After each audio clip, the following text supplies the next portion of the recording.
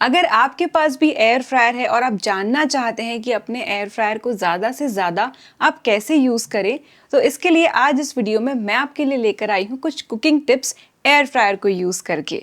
चलिए वीडियो शुरू करते हैं।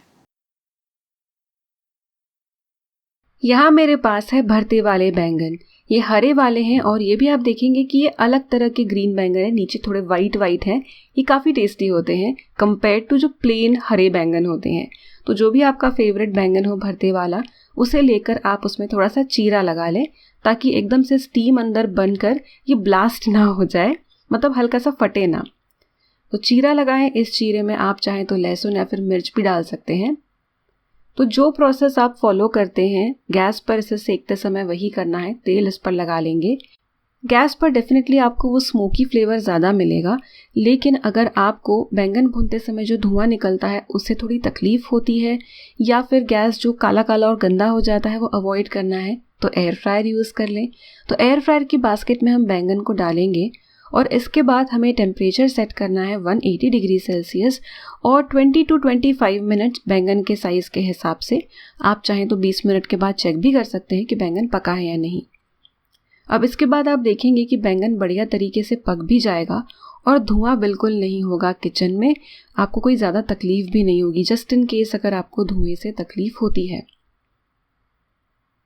तो मैं आपको दिखाती हूँ कितना बढ़िया से ये स्किन अलग होकर अंदर का बैंगन एकदम नरम हो गया है। अब इसके बाद आपको इसे अपने कॉन्टिनेंटल रेसिपीज़ में यूज़ करना है या फिर अगर आपको इससे भरता बनाना है आप बना ले। इसमें भी अगर आपको स्मोकी फ्लेवर ऐड करना है तो कोल जलाकर आप इसे स्मोक भी दे सकते हैं। यहाँ पर मेरे पास है मूंगफली। बहुत सारी रेसिपीज़ में हम मूंगफली को रोस्ट करते हैं और फिर उसकी दरदरी पाउडर बना लेते हैं। मराठी यानी महाराष्ट्रियन घरों में तो ये बहुत होता है, पर अदरवाइज़ भी जब आप गैस पर कढ़ाई में या तवे पर मूंगफली भूनते हैं तो इसमें डॉट्स तो आ जाते हैं, कहीं जल जाती है। कई बार क्या होता है, भूनकर ठंडी होने के बाद भी पूरी तरह से करारी नहीं होती है मूंगफली। एयर फ्रायर में ये काम बहुत अच्छा हो जाता है। एयर फ्रायर की बास्केट में आप मूंगफली को फैला लें। और एक अच्छी बात कि कढ़ाई के मुकाबले एयर फ्रायर में ये काम बहुत कम समय में होता है। यहाँ पर आपको इस तरह की छोटी साइज़ की मूंगफली के लिए 2 से 3 मिनट ही लगेंगे। 170 डिग्री सेल्सियस में यूज़ कर रही हूँ, 180 पर जल भी सकता है। तो कुल मिलाकर मैं कहूँगी 170 यूज़ करें, 2 से 3 मिनट भुने, ज़रूरत पड़े तो एक आध या आधा मिनट और भून ले, इससे ज़्यादा ज़रूरत ही नहीं पड़ेगी। मूंगफली जब गर्म होती है तब ये सॉफ्ट ही होती है ज़रा। इसे हम प्लेट में फैला लेंगे और ठंडा होने देंगे और आप देखेंगे कि कहीं कहीं पे आपको ये चटकी भी सी क्रैक भी नज़र आएगी, मतलब ये सही से हो गई है। ठंडी होने के बाद आप देख रहे हैं कहीं पर भी ऐसे चटके लगे हुए नहीं है। जो हल्का सा कलर आया है वो एक जैसा है सारी मूंगफली पर। हल्का सा ही आप हथेली में इसे थोड़ा सा घिसेंगे तो छिलका एकदम निकल आएगा।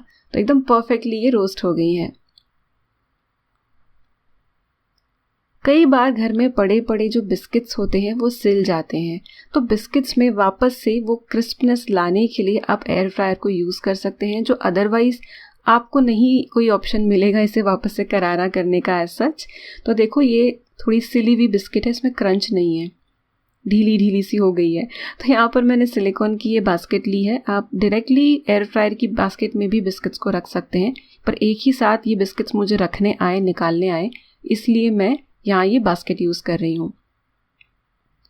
बिस्किट्स भी वापस से एयर फ्रायर में क्रिस्पी करने के लिए बहुत कम समय लगता है। ज़्यादा देर रख देंगे ना तो ये बिस्किट्स जल भी सकते हैं, इस बात का आपको ध्यान रखना है। अब इसे ऐसा का ऐसा हम एयर फ्रायर में रखेंगे, कुछ भी हमने इसमें और नहीं डाला है। अब यहाँ पर बहुत हाई टेम्परेचर हमें नहीं सेट करना है। मैं 150 डिग्री सेल्सियस सेट कर रही हूँ क्योंकि एक हल्की हीट पे वापस से हमें इसे क्रिस्पी करना है। टाइम भी ज़्यादा ना रखें, 4 से 5 मिनट आप रख लें और इसके बाद ही आपके जो ये बिस्किट्स हैं करारे होंगे। लेकिन जब एयर फ्राइंग ख़त्म हो जाएगी तो गरम गरम बिस्किट्स थोड़े से नरम ही आपको लगेंगे, तो इन्हें आप निकालने के बाद पूरी तरह से ठंडा यानी रूम टेम्परेचर पर आने दें। तो फिलहाल ये गर्म है और हल्के से नरम है। ठंडे होने के बाद आप देखेंगे वो जो इसमें जो क्रिस्पनेस थी जो चली गई थी वो वापस आ जाएगी और बिस्किट्स जो है वापस से बढ़िया खाने लायक हो जाएंगे। एयर फ्रायर होते हुए आपको अलग से टोस्टर लेने की ज़रूरत नहीं है।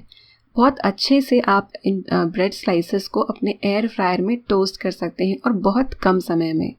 तो यहाँ पर हम ये ब्रेड लेंगे और इसके ऊपर घी या बटर जो आपको लगाना है वो लगा लें। मैं घी लगा रही हूँ अपनी टेस्ट के हिसाब से। पतली सी लेयर आप लगा लें, बहुत ज़्यादा घी या बटर लगाने की ज़रूरत नहीं है। इनफैक्ट बिना घी या बटर के भी ब्रेड की स्लाइसेस को आप एयर फ्रायर में या टोस्टर में भी टोस्ट कर सकते हैं। तो यहाँ पर इस बास्केट में वैसे तो 4 स्लाइसेस आ जाएंगी, पर मैं 3 रख रही हूँ। यहाँ पर ऑलरेडी एक प्रीसेट मेन्यू है ब्रेड को टोस्ट करने के लिए। तो इस ऑप्शन पे आप देखेंगे 160 डिग्री सेल्सियस का टाइम है, तो आप अपने हिसाब से मैन्युअली भी 160 सेट कर सकते हैं।